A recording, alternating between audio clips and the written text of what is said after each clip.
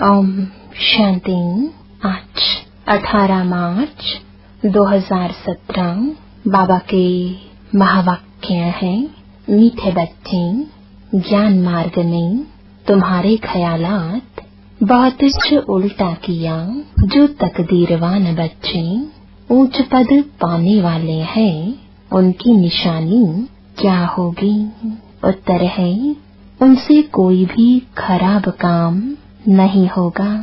यज्ञ की सेवा में हड्डी हड्डी लगाएंगे, उनमें कोई भी लोभ आदि नहीं होगा। दूसरा, वह बहुत सुखदायी होंगे। मुख से सदैव ज्ञान रत्न निकालेंगे। बहुत मील के अंदर यह ख्याल नहीं आएगा, जो तकदीर में होगा देखा जाएगा। बाबा कहते, ऐसे बच्चे कोई काम के नहीं। तुम्हें तो बहुत अच्छा पुरुषार्थ करना है। गीता है, हमारे तीरथ न्यारे हैं, यही धरती के तारे हैं। हमारे तीरथ न्यारे हैं, यही धरती के तारे हैं। हमारे तीरथ न्यारे हैं, यही धरती के तारे हैं। ओम शांति। यह भक्ति मार्ग के गीत है। तुम जानते हो, हमारी ही महिमा हो रही है। भक्ति मार्ग में महिमा गाई जाती है और प्रार्थना की जाती है, और ज्ञान मार्ग में यह और भक्ति नहीं की जाती है। ज्ञान माना पढ़ाएंगे, हम यह पढ़े। कई सीखते हैं, गवर्नमेंट की चोरी करते हैं। धन कमाकर अपने को सुखी रखने के लिए और बाल बच्चों को सुखी रखने के लिए, पढ़ाकर शादी आदि कराने के लिए। यहाँ तो तुमको पैसे कमाने की बात ही नहीं। यह है पवित्र पढ़ाई। भल गृहस्थ व्यवहार में रहते हो, सिर्फ पढ़ना है।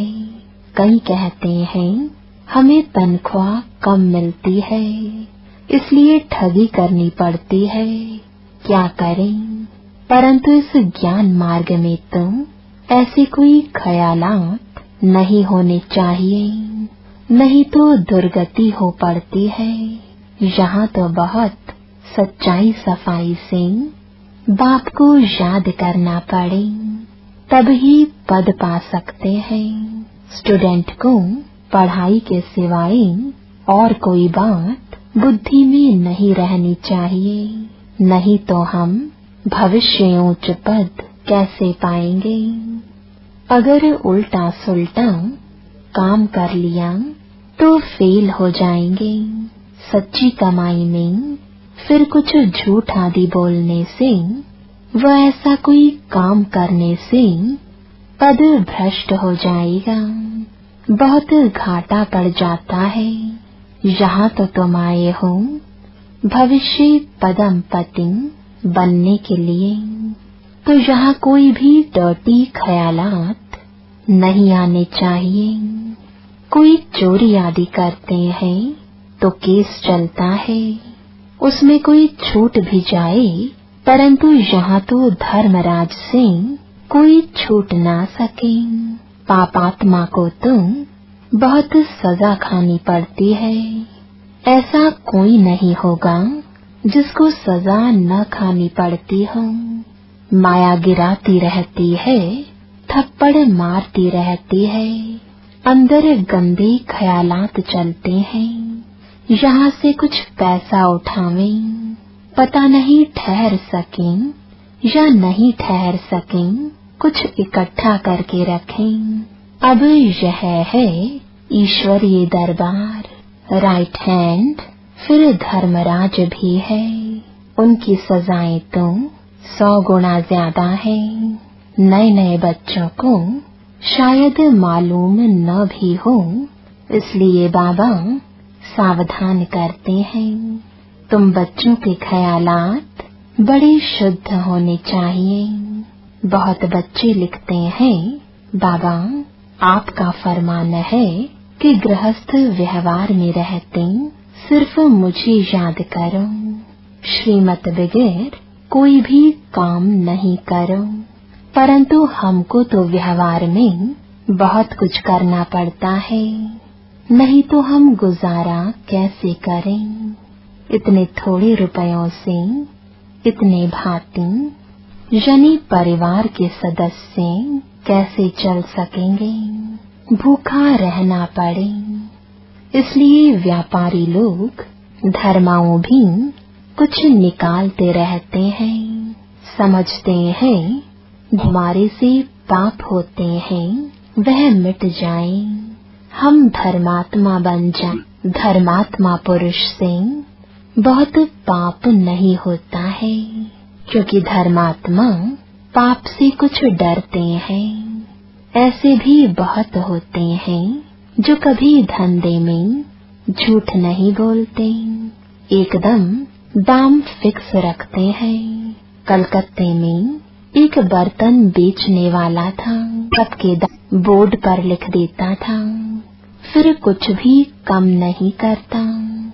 फिर कोई तो बहुत झूठ बोलते हैं, यह तो ज्ञान की पढ़ाई है, तुम पढ़ते हो भविष्य 21 जन्मों के लिए, तो बाबा को हर बात में सच बताना है। ऐसे नहीं परमात्मा सब कुछ जानते हैं। बाप कहते हैं पढ़ेंगे तो ऊंच पद पाएंगे, नहीं तो जहन्नुम यानी नरक में चले जाएंगे। हम थोड़े ही बैठ देखेंगे कि तुम क्या क्या पाप करते हो। जो कुछ करते हो अपने लिए, अपना ही पद भ्रष्ट करते हो। नाम तो है पापात्मा पुण्यात्मा, बाप आकर पुण्यात्मा बनाते हैं तो कोई पाप नहीं होना चाहिए। बच्चों के लिए तो पाप का 100 गुना दंड हो जाएगा, बड़ा घाटा होता है। ऐसे ख्याल नहीं रखने चाहिए कि जो होगा सो देखा जाएगा, अब तो कर लें। वह बच्चे कोई काम के नहीं। इस पुरानी दुनिया को तो बिल्कुल ही भूल जाना है, देखते हुए जैसे देखते नहीं। हम एक्टर हैं, अब नाटक पूरा होता है। 84 जन्म पूरे किए, अब हमको वापस जाना है। जितनी सर्विस करेंगे उतना ऊंच पद पाएंगे। अब प्रदर्शनी मेले की सर्विस निकली है। जो ऊंच पद पाने के पुरुषार्थी होंगे उन्हों का ख्याल चलता रहेगा कि जाकर सुने सीखें कि कैसे भिन्न भिन्न रीति से समझाते हैं। वह चक्र लगाते रहेंगे, सुनते रहेंगे फलाना कैसे समझाते हैं। ऐसे सुनते सुनते बुद्धि का ताला खुल जाएगा। बहुत लिखते हैं प्रदर्शनी से हमारी बुद्धि का ताला खुल गया है। बाबा ने बहुत मदद दी है। बाबा ऐसे बहुत मदद देते हैं, परंतु किनको पता नहीं पड़ता है। समझते हैं हमने बहुत अच्छा समझाया। कोई सच्चे बच्चे समझते हैं कि यह सारी मदद बाबा की है। प्रदर्शनी की सर्विस से बहुत उन्नति हो सकती है। तुम सागर के बच्चे हो, बाबा की याद में रहने से ही बड़ा बल मिलता है। योग बल से ही तुम विश्व की बादशाही लेते हो। बस सिर्फ यही याद रहे कि हमको बाबा से वर्षा लेना है और श्रीमत पर चलना है। बस श्रीमत पर चलने में ही कमाई है। बाकी इस दुनिया में तो कोई काम की चीज नहीं है, सब खत्म होना है। तुम ज्ञान सितारे हो, इस भारत को स्वर्ग बना रहे हो और स्वर्गवासी बनने के लायक तुमको यहाँ ही बनना है। यज्ञ के पिछाड़ी हड्डी हड्डी चूर कर देनी चाहिए। उनको फिर और कोई लोभ नहीं रहेगा। जिनकी तकदीर में नहीं है उनसे फिर खराब काम होते रहेंगे। यहाँ तो तुमको सुखदाई बनना है। बाप कहते हैं मैं सुखदाई बनाने आया हूँ, तुम भी सुखदाई बनो। उनके मुख से सदैव ज्ञान रत्न निकलेंगे। शैतानी की कोई बात नहीं निकलेगी। झूठ बोलने से तो कुछ न बोलना अच्छा है। बहुत मीठा बनना है। माँ बाप का शो करना है। बाबा के लिए ही लिखा है सतगुरु का निंदक ठोर ना पाए। जरा भी कड़वापन अवगुणादि नहीं होना चाहिए। बहुत है जिनको थोड़ी चीज नहीं मिलती है तो एकदम बिगड़ पड़ते हैं, परंतु बच्चों को परीक्षा समझ शांत में रहना चाहिए। आगे बड़े बड़े ऋषि मुनि कहते थे हम ईश्वर को नहीं जानते। अब अगर यह लोग यानी सन्यासी आदि ऐसे कहें तो कोई इनको माने ही नहीं। समझेंगे जो खुद ही ईश्वर को नहीं जानते वह हमको रास्ता क्या बताएंगे। आजकल एक दो के गुरु बहुत बन गए हैं। हिंदू नारी का पति भी गुरु है, ईश्वर है। गुरु तो सदगति देंगे या पतित बनाएंगे। अब तुम जानते हो जो भी सब सजनिया है उनका गुरु अथवा साजन है एक। माता पिता बाप दादा सब कुछ वही है। यह लोग फिर पति के लिए यह अक्षर कह देते हैं। अब यहाँ तो वह बात नहीं है। यहाँ तो तुम आत्माओं को परमपिता परमात्मा पढ़ाते हैं। आत्मा इतनी छोटी है जिसमें 84 जन्मों का पाठ बंधा हुआ है। परमात्मा भी छोटा स्टार है, उनमें भी सारा पाठ नोंधा हुआ है। मनुष्य समझते हैं परमात्मा सर्वशक्तिमान है, सब कुछ कर सकता है। परमपिता परमात्मा कहते हैं ऐसी कोई बात नहीं है। ड्रामानुसार मेरा भी पाठ है। बाबा समझाते हैं तुम सब आत्माएं आपस में भाई भाई हो। आत्मा अपने भाई के शरीर का खून कैसे करेगी। हम सब आत्माओं को बाप से वर्षा लेना है। मेल हो चाहे फीमेल, यह भी देह अभिमान छोड़ना है। शिव बाबा कितना मीठा है, तो हम भी शिव बाबा के बच्चे हैं। भाई भाई हैं तो हमको कभी भी आपस में लड़ना झगड़ना नहीं चाहिए। देही अभिमानी रहें तो कभी भी लड़े नहीं। बाबा क्या कहेंगे। बाप इतना मीठा और बच्चे लड़ते रहते हैं। इस समय मनुष्यों में आत्मा का ज्ञान भी नहीं है। हम आत्मा परमात्मा की संतान है, फिर लड़ें क्यों। मनुष्य तो सिर्फ कहने मात्र कह देते हैं, तुम तो प्रैक्टिकल में हो। बाप कहते हैं देह अभिमान को छोड़ो। हम आत्मा है, अब वापस जाना है, यही तात लगी रहे। पूरा पुरुषार्थ करना चाहिए। बाप जैसा मीठा और लवली जरूर बनना है। तब बाप कहेंगे सपूत बच्चा है, कितना लवली हो गया है। बाप कितना निरहंकारी है, कहते हैं मैं तुम्हारा बाप, टीचर, गुरु सब कुछ हूँ।